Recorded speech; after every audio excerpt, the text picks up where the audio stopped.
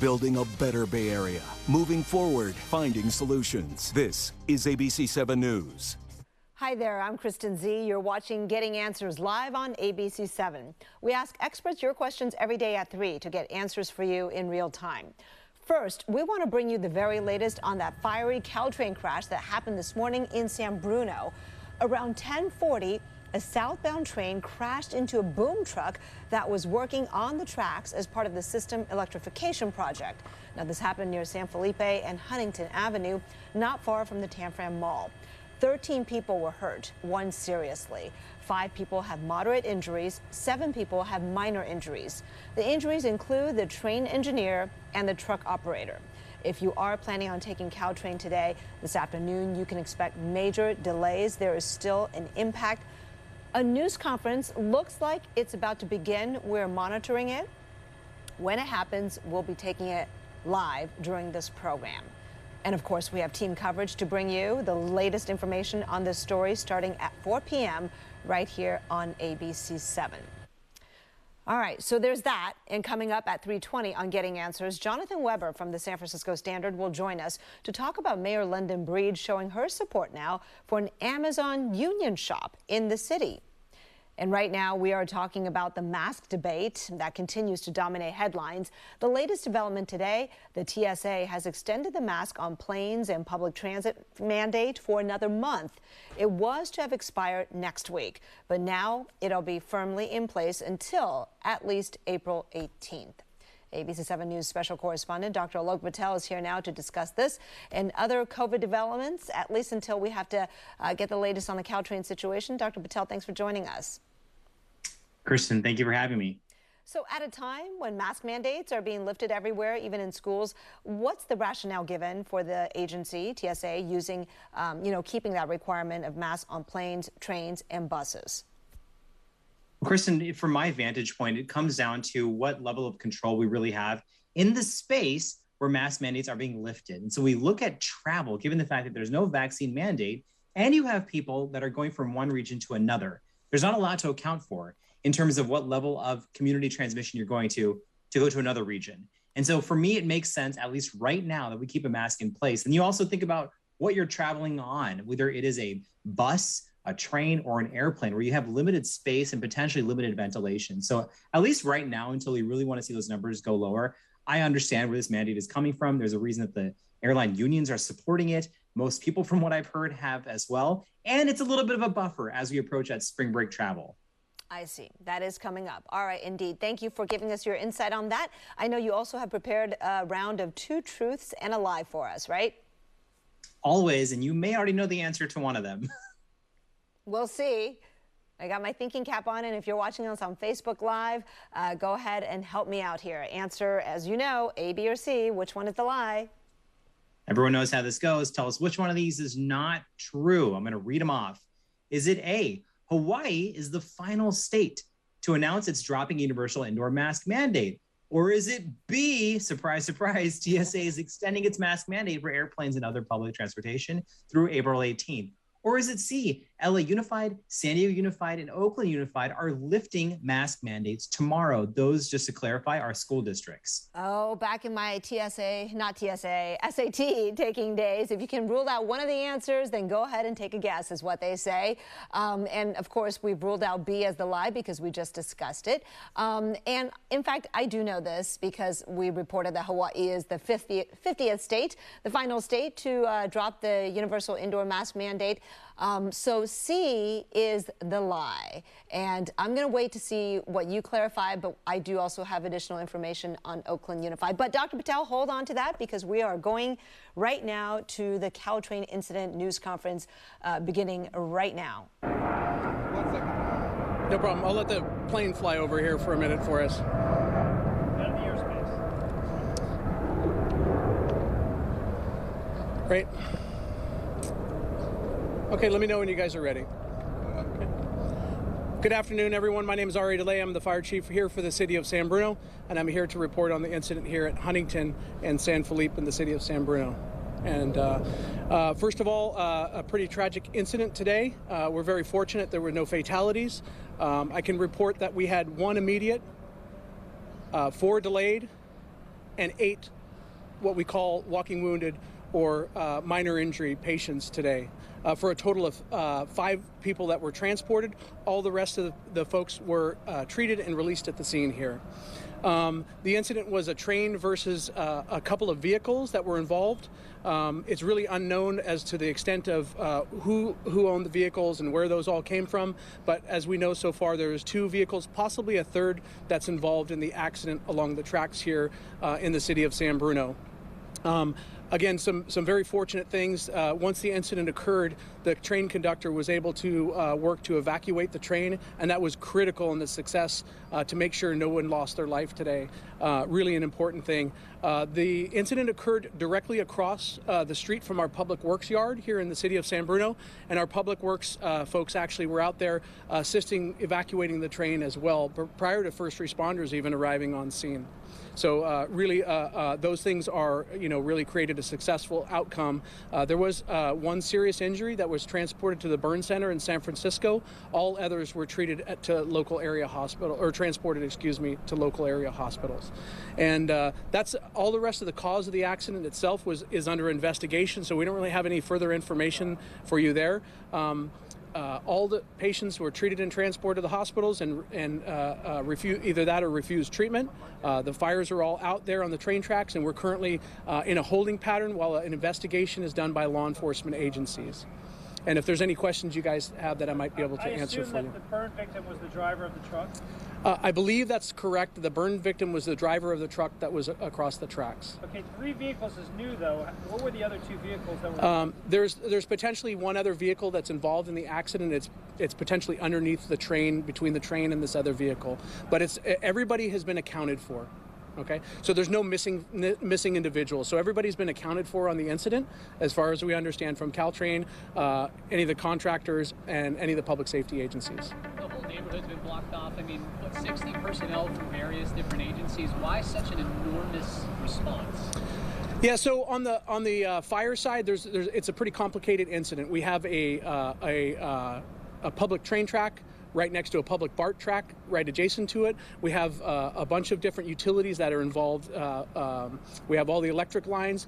There's obviously a Caltrain electrification program that's going on right beside us that you see, as well as other PG&E infrastructure as well. So that piece of it kind of complicated things initially. We went to work initially attacking the fire, and that was our primary concern is attacking the fire and evacuating all the occupants from the train. As you can understand, that's life safety is our primary mission. So that was an important piece to get solved. We were able to suppress the fires. We had kind of a stubborn piece of the fire, honestly, under the train, some flammable metals that are really difficult to put out and don't go out immediately. So that took quite some time to get accomplished. 75 people on board this train. 13 or 14 people got hurt. That's miraculous to me, and I don't want to use that word, but yeah, it is. Me. No, it's a miraculous, and I would attribute some of those things to the Caltrain personnel that were on site, really critical to the success of getting folks off the train and getting them safe. Our public works folks from the city of San Bruno, and then our first responders, both police and fire, were here within minutes of the original call coming in that we received, and were able to work to suppress the fire and evacuate the remainder of the train cars. And honestly, it's kind of a chaotic scene, as you can imagine, and trying to account for everybody that's on that train and all the folks involved in the incident itself can become fairly chaotic. So we worked really quickly to make sure that was all handled in the best manner we could. And I'm sorry I couldn't get to you guys a little bit earlier, obviously, but quite a bit of work to do here this afternoon. Can I ask another question? Absolutely. Did this train cruise right through San Bruno station, or was this one of the stops? What was the speed of the train? Yeah, we don't have an idea. We didn't really clarify. Some of these things pass through San Bruno, some of them stop at the station, so we don't have an exact speed on the train. And again, all the accident reconstruction stuff, that's all under investigation. I'm sure they're going to come out with some information, as we move forward, trying to figure out what exactly happened here today. The burn victim that was sent to San Francisco, do you know what hospital he was sent to? I believe it's St. Francis Burn Center. Yeah. Will you say that again? Yeah. So we had one patient that was our immediate, what we call an immediate, and that person had some significant burns. They were transported to St. Francis Burn Center in San Francisco. When you got this call, did you know this is what you were getting into today? No, it was, as things come through the 911 system or people are reporting things, people hear a loud explosion. We got a report of a structure fire initially and some other things came through. And so it was really unclear. And, once the crews got on scene here, our fire station is just a couple blocks away. So once our crews arrived, they realized the magnitude of the incident and the severity of it and began to bring in additional resources. When was the last time you had a response like this to anything in San Bruno? San Bruno's kind of an interesting town. It's small, but we're mighty, but we have had some significant incidents in this town. San Bruno's been through the pipeline explosion, a YouTube shooting, and now this incident we're dealing with now. And I would say this particular incident type is not something that I've been in the fire service 31 years, and it's something that I haven't seen in my career here on the peninsula. So. All right, you've been watching a news conference being held right now. The San Bruno Fire Chief, Ari DeLay, giving us the latest on the investigation, and that is what's happening right now, an investigation after this collision on the tracks this morning. The injury toll seems to hold at 13, and again, none of them appear to be life-threatening. Very fortunate when you consider what you're seeing here. Still trying to figure out why that work truck, the boom truck, was on the tracks and why it didn't get out in time. And we do know that where you see this wreckage is not the point of the collision. The train continued to travel for a little bit after the point of contact and impact. All right, we'll take a short break and be right back with more.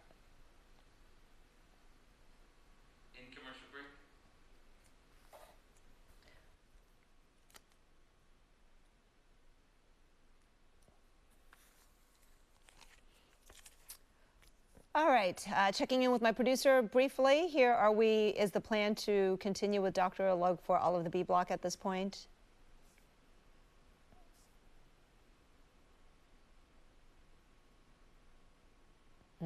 Okay. For the benefit of our TV viewers, why don't we go back to that at the beginning of the block? Put that same question back up again before he launches into the answers.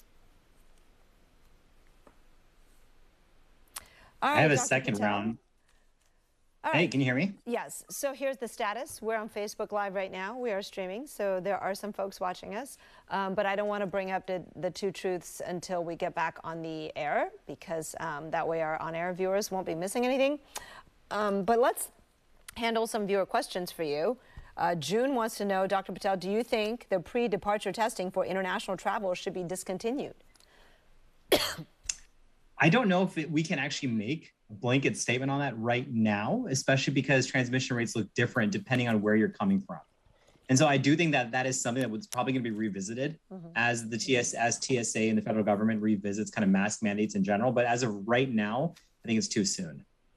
All right. Do you know if we still have to take a test coming back into the U.S.? Like, let's say you travel to Mexico. Are they keeping that? And I guess if they're keeping that, does it make sense given what we're doing elsewhere? I actually don't know, to be completely honest, Kristen. I know that there is a recommendation out there, and I don't know how many people are actually following this. I don't know how well it's actually governed, but it goes to say that if the rules haven't changed in terms of if you go and get exposed. So if you go to a place like in Southeast Asia where there's a high rate of Omicron transmission, you think you're potentially exposed, regardless of any rules, you should still be testing. Okay, good deal, good advice. All right, coming back out in a few seconds. 7, 6, 5 seconds. 3, 2, 1. And we are back with ABC7 special correspondent Dr. Alok Patel, who had presented a round of two truths and a lie. Let's just go ahead and throw that up really quickly before we reveal the answer, which one is the lie here. We had talked about the TSA extending its mask mandate, so we know that is true. Would you like to reveal to us which one is the lie? C, Kristen, is actually the lie. And it's the reason this is the lie is because even though California is going to drop the school mask mandate, it's been made clear that different districts can still go ahead and continue to recommend masks and even put them in place. And LA Unified, San Diego Unified, Oakland Unified, and several other school districts are among examples of those that are still going to keep masks in place at least for a few weeks or within a specific age group. And I threw this one out there so parents know to still check in with your school district to see what the changes are. Yeah, the superintendent had mentioned they worried about a post-spring break bump, if you will, right? You had mentioned that as part of the reason for the TSA keeping the mask mandate. Do they have a lower vaccination rate or more immunocompromised teachers or students in the district? I don't know if they have more immunocompromised teachers, but the vaccination rate is varying, slightly from place to place. It just, again, goes back to what it looks like in terms of a certain school district's resources and their level of comfort. San Diego is very different than in San Francisco. And in San Francisco, the mask mandate's being lifted except for those kids in elementary school. So it really does differ across the board. Sometimes it doesn't make a lot of sense, which is why it's up to parents to try to figure out what's happening in their district. Okay, I want to talk about vaccines now. Some headlines: businesses not requiring vaccines anymore for their employees. United Airlines, the big one today, announcing it's allowing unvaccinated employees to return to work. Your thoughts on that? Kristen, I'm just going to be candid. It almost feels like they're folding to the pressure. And I 100% understand the issue right now when we have employees who are not yet coming back, both from a company standpoint, but from people who want to get back to work. But the fact remains that there still is the risk to people who are working at that company who may be high risk, living with someone else who's high risk, and people out there who have gotten a medical or religious reason to not get vaccinated. I worry about what type of layer of protection they're following in their everyday lives. Are they actually getting tested? Do they have COVID themselves? Have they are experiencing long COVID? Are they going to be wearing a mask in situations where they should be? And I think there's a potential for some issues here, some further spread. So I hope everyone else out there who is worried about this is getting masks themselves and staying protected right now. Yeah, I mean, they could be facing a staffing issue too as the summer travel ramps up, right? That could be a consideration. But I do wonder, I mean, here in California, when Dr. Mark Galley unveiled the endemic strategy, right? Smarter, and the S part of Smarter stands for shots. And I wonder if there's still an emphasis on getting new people to get their shots. It seems like there's less incentive, especially with cities like San Francisco, even allowing unvaccinated folks to now, go to those indoor business venues, restaurants, gyms, and bars. 100%. When you lift the mask mandate for places and you also lift a vaccine mandate, people out there who said we're not going to do either, they have no motivation now to as well. And, the last thing we want to see is more disease, more death, more long COVID as the reason. We were hoping that would come from compassion, which that didn't work, or some type of mandates. And when you lift both of those at the same time, now we're really being thrust into just a world where, regardless of this being a pandemic or endemic, it's going to be around and we're lifting all those layers of protection. All right. While this is happening, the WHO is talking about a small number of cases of a variant. I think it's informally called Deltacron. That seems to be a hybrid of Delta and Omicron. What is that, and how concerned are we? We're stepping into what would have been our second round of Two Truths and a Lie. And I will just say, this was just confirmed by the World Health Organization that they have seen a few cases of Deltacron, if you will, basically a new recombinant variant that has chunks of both Delta and Omicron. They've been very clear to say that there is no cause for alarm right now. There is no concrete evidence to say that it's more transmissible, it's more contagious, or we should be worried about it. And if you remember, this was reported out of Cyprus and the UK earlier. So it looks like there are a few cases floating around, but it hasn't gained a stronghold. I think the underlying important message is that recombinant viruses can happen, variants can still happen. If we keep letting it spread, more variants are going to arise. All right, before we go, can we talk about the attention being paid to using wastewater data to determine where we're at with COVID and perhaps whether to change policy or not? Kristen, this was actually outlined not only in the Smarter Plan, but also the White House talked about it, the CDC's talked about it. And what we've seen right now with new reporting is when you look at wastewater across the country, there are a lot of places that are seeing a decline right now in the wastewater surveillance. And that's a good thing. That's telling, because this is generally thought to be predictive of a local outbreak, because, people are able to shed viral particles in excrement that winds up in the sewer. Now, the issue is that some states are actually seeing an uptick in wastewater surveillance in communities that are still considered low risk according to the CDC metric. So those don't line up. And that is an early sign right now are we going to be looking at wastewater surveillance alone to say like, hey, that community may have to go back to masking? And I think what this is underscoring is that right now we're lightening all these restrictions. It's going to be difficult to tighten them back up if we have to. And I think that's where communication is really going to come into play. yeah, it's hard to go back, right? So we'll see. Absolutely. Right. And Alexis, this is a yes and no because we got to go. But Alexis wants to know, will things be back to normal by April? What's the short-term trend? My short-term trend is no, they will not be back to normal. If normal is what we were looking at in 2019, we have a lot of work to do, but they're going to get back to a place where we feel a little bit more safe and kind of living our usual lives. If that makes any sense, trying to give you a diplomatic answer. It does, and you did it in like 20 seconds, so I appreciate that. Dr. Alok Patel, thanks for your flexibility today and all that great information. Take care. Thank you. And we'll be right back. All right, folks, we're going to get ready for our next segment, okay? Take a short break. Go get a sip of water. I'll be right back.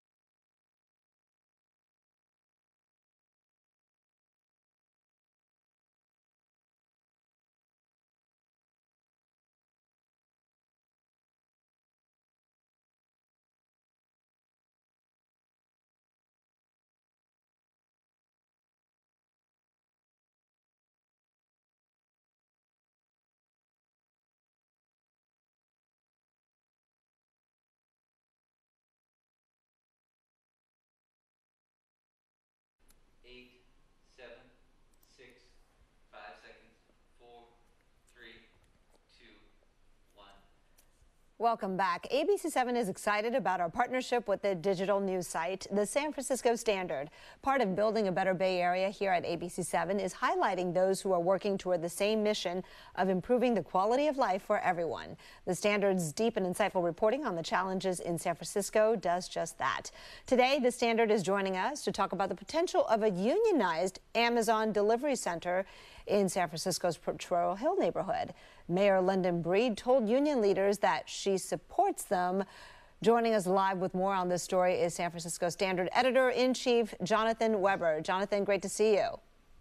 Nice to see you, Kristen. Thanks. Yeah. So this is kind of a big deal because the whole issue of fighting for unions inside Amazon delivery centers, warehouses, that's been a nationwide topic. So tell us about that meeting Mayor London Breed had with union leaders and what this might suggest about a union shop being created here in San Francisco. Yes, well, Amazon purchased a parcel for $200 million at the end of 2020 on 7th Street, which they want to turn into a delivery center.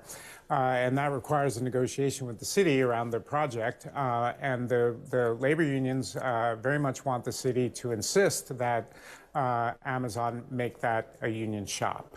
Now, the city can't actually direct Amazon to be a union shop, but there are certain things that they can do that will really improve the position of the unions vis-a-vis Amazon. Like what? What kinds of things? Well, for example, there's something called a labor peace agreement, which can be part of a negotiation, and that would mean that Amazon would agree to allow labor organizers onto their property. They would agree not to interfere with organizing efforts and things like that. There's also another possible measure called a project contract agreement, I believe is the term, but our labor contract agreement, but that essentially provides for the actual construction of the facility to require that to be done by union labor. So there are two different things that could really tip the balance. What would this mean nationwide and for Amazon if that were to happen here, where we would have a union shop for Amazon in San Francisco? Well, it would be the first unionized Amazon facility anywhere in the country. There have been a number of ongoing efforts to unionize Amazon, including a well-publicized vote in Bessemer, Alabama. That vote is actually going to happen again because Amazon was found to have violated the National Labor Relations Act in the first vote. So there's been a big, long nationwide battle between unions and Amazon. It's going on for several years. Amazon has won all those battles. And so if there were actually a successful union effort in San Francisco, that would be a national first and would also give a lot of momentum to the unionizing efforts elsewhere in the country. All right. Look, back in September, you were the first to report that Amazon and the city's Office of Economic and Workforce Development kind of quietly came to a negotiation agreement. That did surprise several city supervisors, and I imagine labor must have been pretty concerned about that. So take us through what's happened since. Well, yes. So certainly labor is very concerned with the negotiations between the city and Amazon. In particular, they just kind of want to be in the room for those negotiations. And I think that so recently, the Mayor Breed, had a meeting with the union leaders to address their concerns about the Amazon project. I think this was part of her efforts to make sure the labor views and positions were included in those discussions. And in that meeting, she signaled that she was broadly supportive of the efforts to make sure that that's a union shop. So she's kind of in the union's camp, although she has not really made any real agreement about that. All right. I imagine, you know, the city just wants Amazon to be here because it could be hundreds of jobs, right? Union or non-union? Yeah, so there are hundreds of jobs, and jobs are good, and generally speaking, the city welcomes jobs. But Amazon has said the starting wage for those jobs will be $17.50 an hour, which in San Francisco terms is not much. It's less than $1 above the minimum wage and way below what's considered a living wage in the city. So I think, you know, jobs are good, but $17.50 an hour, maybe not so good. Not so good in San Francisco, certainly, where the cost of living is so high. Stick around, Jonathan. We'll continue to chat on Facebook Live, including finding out what Amazon's reaction is. But we do have links to the San Francisco Standard's other original reporting on our website, abc7news.com. And to watch more ABC7 segments featuring the San Francisco Standard's city-focused journalism, check out our ABC7 Bay Area streaming TV app and scroll down to the SF Standard shelf. We'll be right back. All right, Jonathan, we're here on Facebook Live to finish our conversation. Fascinating what's going on. Have you reached out to Amazon to ask them about what's happening here in San Francisco for a response? Yeah, so we have reached out to them. They haven't been particularly responsive. I mean, they did tell us actually in the context of the previous story, they don't feel that there's anything at all unusual or irregular about their discussions with the city. They haven't really commented directly on any of the union issues, and you know, mostly haven't really said much about what they're doing in the city. I've also heard that an Amazon warehouse in Alabama has been trying to unionize, or they had one vote. I guess it failed. They're having another. What's behind that? Yeah, so there was a long organizing effort at a warehouse in Bessemer, Alabama, and there was a vote finally last year, and the union lost by a lot. But there were a lot of complaints about the tactics that Amazon had used in that election, and in particular, they set up the sort of ballot. And keep in mind, this was during the pandemic, so things were weird in the way that election took place. And then Amazon they actually set up a ballot box, the place where people could return the ballots, in a very visible, you know, kind of place. And the concern was that, you know, then the company could kind of see who's voting and monitor who's doing this and that. And so like that was one of the things.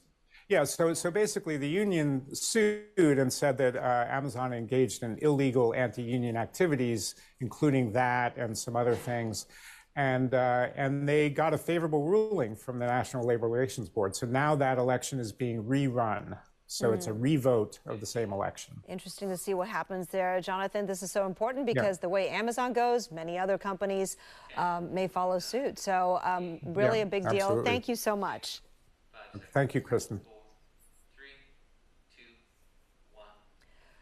Thank you so much for joining us today on this interactive show, Getting Answers. We'll be here every weekday at 3 on air and on live stream answering your questions. World News Tonight is next, and of course, we'll be back here at 4 with the latest on the Caltrain versus boom truck crash investigation. So stick with us. Bye-bye.